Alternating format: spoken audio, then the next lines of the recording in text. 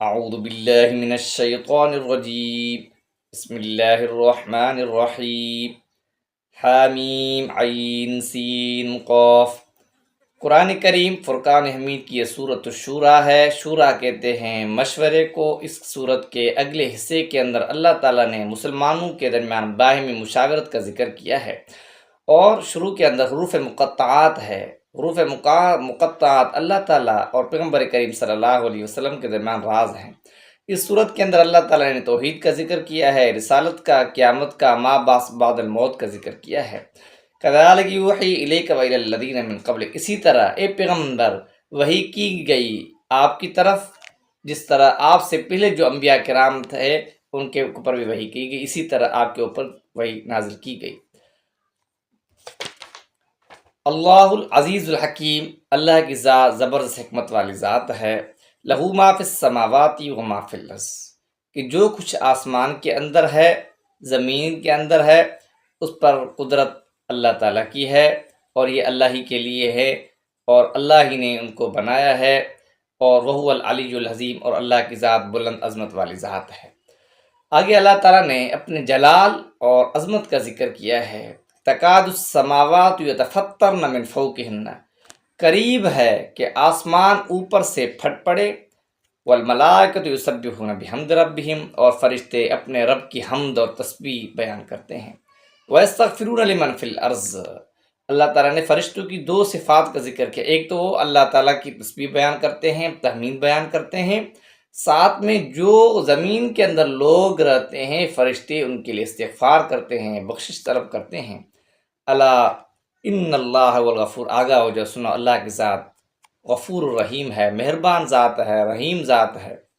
بندے کا کام ہے اللہ کی طرف رجوع کرے، اور اللہ تعالیٰ بندے کو معاف فرما دیں۔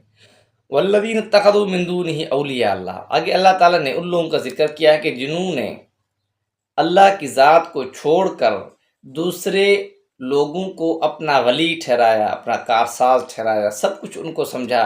جیسے بعض لوگ ہیں وہ بت پرستی کے اندر مبتلا ہیں، اللہ کو بھی مانتے ہیں، ساتھ میں ان بتوں کو بھی جو اللہ کے ساتھ شریک کرتے ہیں، عبادت ان کے لیے کرتے ہیں، خیرات ان کے لیے کرتے ہیں، صدقہ ان کے لیے کرتے ہیں، قربانیاں ان کے لیے کرتے ہیں، سب کچھ اللہ کے ساتھ ساتھ ان کو بھی شریک کرتے ہیں۔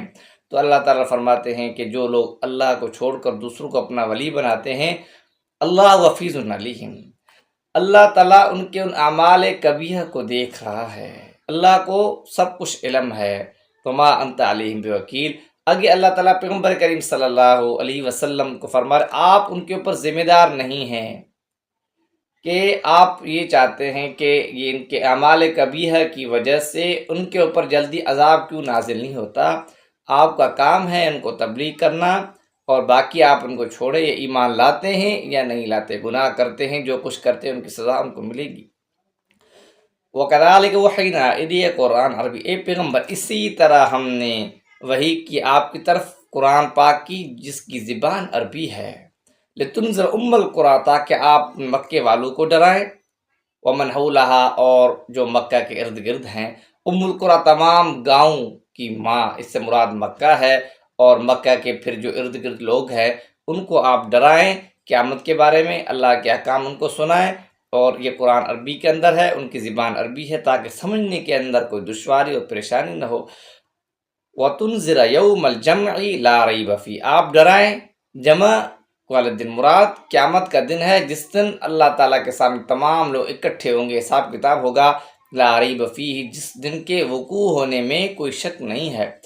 فریق فی الجنہ، ایک گروہ جنت کے اندر ہوگا، وہ فریق فی السعیر، اور ایک گروہ جو ہے وہ جہنم کے اندر ہوگا۔ اگر اللہ تعالیٰ فرماتے ہیں جنت کا یا جہنم کا فیصلہ یا ان کے اعمال، اللہ تعالیٰ اگر چاہتے، لو شاء اللہ، اگر اللہ تعالیٰ کی چاہت ہوتی، لجعلہم امۃ واحدہ، تمام لوگوں کو ایک ہی طرز پر، ایک ہی ملت پر جمع کر دیتے ہیں، مگر یہ اللہ تعالیٰ کے حکمت کے منافی ہے، اللہ نے راستہ بتا دیا، اب جو جس راستے پر چلے گا اس کے حساب سے اس کو جزا اور سزا ملے گی۔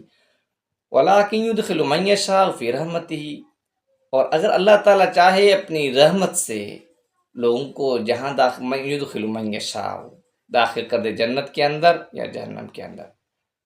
اور اپنی رحمت کے اندر جن لوگوں کو داخل کر، یہ بھی اللہ تعالیٰ کی مرضی ہے۔ اللہ تعالیٰ اس حکم کے اندر، اس احکام کے اندر، اس فیصلے کے اندر آزاد ہیں۔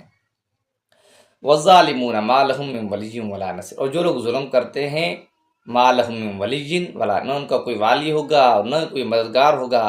أَمِ اتَّخَذُوا مِن دُونِهِ أَوْلِيَاءَ، جن لوگوں نے اللہ کو چھوڑ کر دوسروں کو اپنا ولی کارساز بنایا، فَاللَّهُ هُوَ الْوَلِيُّ، اللہ کی ذات ہی ولی ہے، اللہ کی ذات جو ہے وہ کارساز ہے۔ وہ یحیی الموتیٰ، اللہ کی ذات مردوں کو زندہ کرتی ہے۔ وہ علی کل شیء قدیر، اور اللہ کی ذات ہر چیز پر قادر ہے۔ انسان کو توحید آ جائے، توحید کا عقیدہ آ جائے، سب کچھ اللہ سے ہونے کا، غیروں سے نہ ہونے کا یقین یہ انسان کے دل کے اندر آ جائے، پھر انسان اسی سوچ کے حساب سے دنیا کے اندر اپنے معاشرتی زندگی کے اندر چلے گا۔